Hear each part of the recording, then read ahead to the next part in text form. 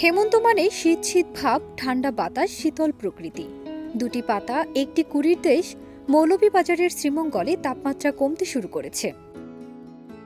গত কয়েকদিন ধরে বিকেল হলেই হেমন্তের কুয়াশা নামা শুরু করে চায়ের রাজধানী খ্যাত চা বাগান অধ্যুষিত অঞ্চল শ্রীমঙ্গলে। নভেম্বরের শুরু থেকেই শীতের ছোঁয়া, প্রকৃতি বদলেছে রং, চা বাগান ঢেকেছে কুয়াশার চাদরে। আমরা শীতের টেম্পারেচারের দিকে যদি তাকাই, সারা দেশের দিকে আমরা যখন দেখি তখন আসলে আমরা উপভোগ করি যে শ্রীমঙ্গলেই শীত যাকে বসেছে, যে বিকালের দিকেই 3টার পরই প্রচন্ড শীত যাকে বসে। পাহাড়, নদী আর সবুজের মধ্যে যেন দেখা দিয়েছে শীতের নান্দনিকতা। শীতের আগমনের সঙ্গে সঙ্গে শ্রীমঙ্গলে শুরু হয়েছে পর্যটন মৌসুম। চা বাগানের চারপাশে বেড়েছে পর্যটকদের আনাগোনা।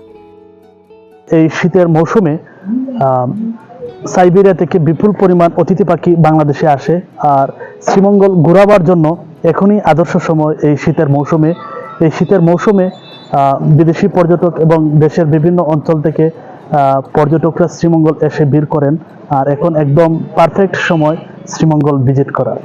শহরের খাবারের দোকানগুলোতে গরম চা, পিঠা আর মজার মজার খাবারে মুখর পরিবেশ। মূলত পৌষ মাঘ এই 2 মাস শীতকাল ধরা হলেও আশ্বিন কার্তিকের দিকেই গুটি গুটি পায়ে শীতের আগাম বার্তা জানান দেয়। হালকা কুয়াশা ভেদ করে আলো ছড়িয়ে উঠেছে সূর্য, তবে সূর্যের আলো ছড়ালেও অনুভূত হচ্ছে তীব্র শীত। এর মধ্যেও ভোর থেকে কর্মব্যস্ততায় জড়িয়ে পড়তে দেখা যায় বিভিন্ন শ্রমজীবী মানুষদের।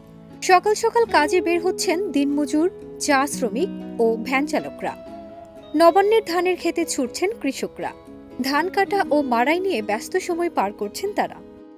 শীতের আগমন যেন শ্রীমঙ্গলের সৌন্দর্যে যোগ করেছে নতুন মাত্রা। প্রকৃতির এই শীতলতায় প্রাণবন্ত শ্রীমঙ্গল আরও আকর্ষণীয় হয়ে উঠুক এই প্রত্যাশা।